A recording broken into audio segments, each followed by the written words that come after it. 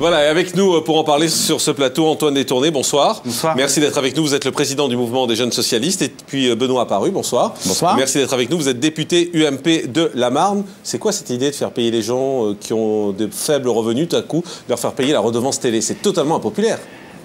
C'est en tout cas très compliqué à expliquer, et je vais essayer de le faire. Ouais. Les gens qui ont des faibles revenus ne paieront pas la redevance avec cette réforme, qu'on soit bien clair.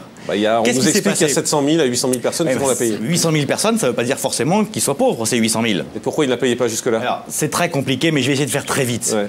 On a décidé en 2004 de fusionner deux impôts. La taxe d'habitation d'un côté, la redevance de l'autre. Sauf que les règles d'exonération de ces deux impôts en question n'étaient pas les mêmes. En gros, vous pouviez avoir des gens qui payent la taxe d'habitation et pas la redevance, et vice-versa. Donc on s'est dit, bon, comme la taxe d'habitation, c'est plutôt les pauvres qui ne la payent pas, on aligne tout sur la taxe d'habitation. Et ceux, ça devient compliqué, qui payaient la taxe d'habitation mais pas la redevance, on maintient leur exonération de redevance pendant 3 ans. Pendant 3 ans. Et ensuite, on revient au système traditionnel d'exonération exclusivement la taxe d'habitation. Qui est exonéré la taxe d'habitation? C'est pour ça que c'est très compliqué. Oui, c'est très compliqué là. Qui est exonéré la taxe d'habitation, si on veut essayer de faire plus simple? En gros, les revenus les plus faibles. Ceux-là ne paieront pas plus la redevance demain qu'aujourd'hui. Alors Antoine Détourné, faites simple. Non mais enfin attendez, moi je veux bien monsieur Apparu, ce que vous expliquez ce soit compliqué. Moi je pense que c'est compliqué parce que c'est à peu près intenable cette position, et d'autant qu'on ne peut pas se réfugier derrière un argument technique pour justifier une mesure qui est injuste, quoi. C'est faire payer des petits vieux, et pas les petits vieux les plus riches, hein. C'est moins de 9 000 € par an, c'est pas ceux qui roulent sur l'or, donc ça tient pas la route. C'est justement l'inverse, c'est là où c'est peut-être un peu compliqué, mais l'exonération de taxe d'habitation, c'est effectivement ceux qui ont plus de 60 ans, qui ont moins de 9 000 € de revenus par an, qui sont exonérés de la taxe d'habitation. Demain, ils seront également exonérés de la redevance. Ça ne change rien pour eux. Antoine Détourné. Rien du tout. Attendez, je veux bien monsieur Apparu, mais alors ils sont où les 800 000 personnes âgées qui vont payer dans votre raisonnement? Et deuxième chose, quand on vote un impôt, vous êtes député,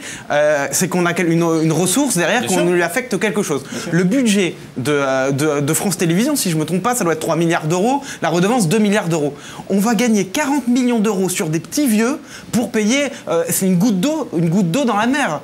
Enfin, donc ça tient pas. Enfin, faut retirer cette mesure. De vous donner un exemple pour essayer d'expliquer un peu les choses, parce que j'admets que c'est. Non, mais là c'est précis ce qu'il dit. Il dit voilà, on va essayer de taxer des gens pour 40 millions d'euros sur un budget, ça représente quasiment rien. Je vais vous donner un exemple très simple.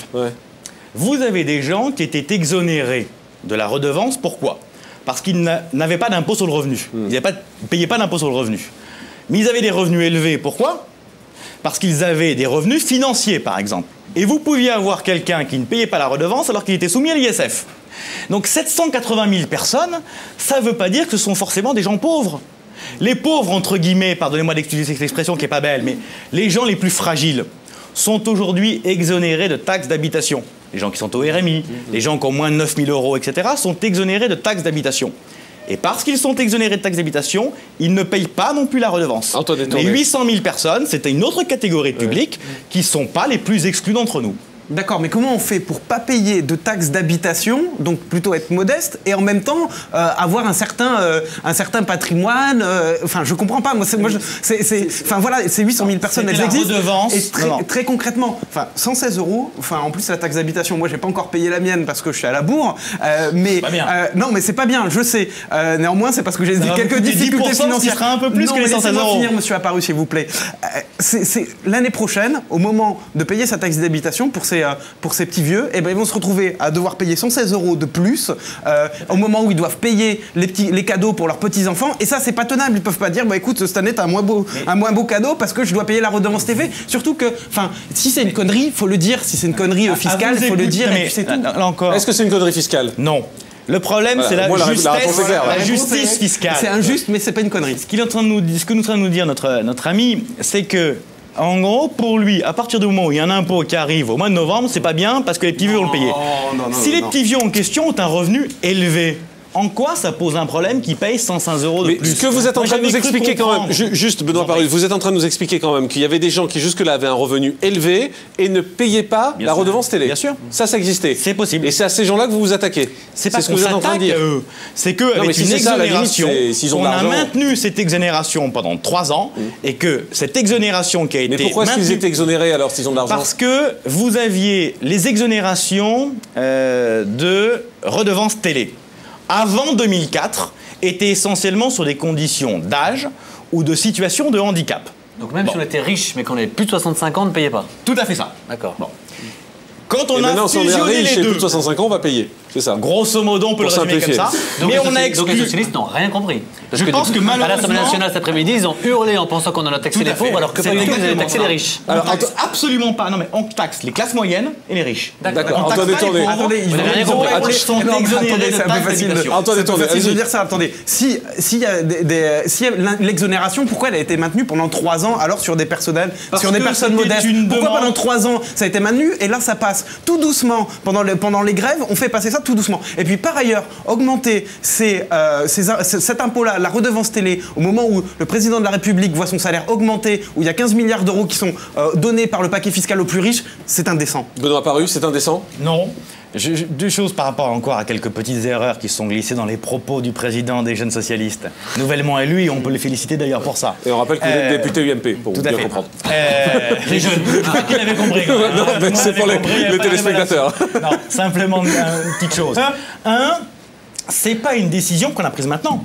C'est une décision qui a été prise en 2004 en disant en 2008. Ouais. Et là ça tombe mal en fait. Petit détail. Ça peut effectivement tomber mal parce qu'effectivement on arrive à un moment où c'est facile d'utiliser ça en disant les petits vieux vont prendre 116 € de plus. Les petits vieux en question, l'expression n'est pas très belle là encore, mais les personnes les plus âgées qui effectivement ne payaient pas la redevance qui vont la payer demain, ce ne sont pas les plus pauvres. Ceux-là sont exonérés et restent exonérés de la redevance télévisée. Convaincu, Antoine Tourné ou pas? Non, pas vraiment, parce qu'en plus, ce que dit M. Apparu, il dit en 2004, ça avait été repoussé. Non, le débat avait été repoussé et là, c'est passé vite fait. Ça n'a pas été voté là. Ça n'a pas été. Oui, mais le débat a été repoussé et vous avez pris une décision politique qui était de faire passer ce truc. Là encore, franchement, soyons sérieux 2 secondes quand même. La décision a été prise en 2004 parce que le Conseil constitutionnel nous a demandé de la prendre. Donc on a effectivement exonéré pendant 3 ans supplémentaires des gens sur demande du Conseil constitutionnel. La décision a été prise en 2004. Aujourd'hui, qu'est-ce qu'on a fait il y a quelques jours? On a simplement pris un amendement supplémentaire pour dire que les gens qui étaient exonérés, il y avait 2 catégories, les petits vieux en question et les handicapés. On a décidé que les handicapés en question seraient définitivement exonérés. Donc on les a retirés, 27 000 personnes si on veut être précis. Les 850 000 personnes âgées qui ne payaient pas la redevance, qui la paieront demain, ne sont pas les plus pauvres des personnes âgées. Bon, très bien. Le débat reste ouvert. Merci Antoine Tourné d'être venu, président du mouvement des jeunes socialistes. Merci Benoît Apparu. Un mot pour terminer, la Starac, Aurélien, qui est nominés Antoine, Noémie et Claudia. Merci beaucoup. Merci à tous pour votre fidélité. À demain. Bonsoir.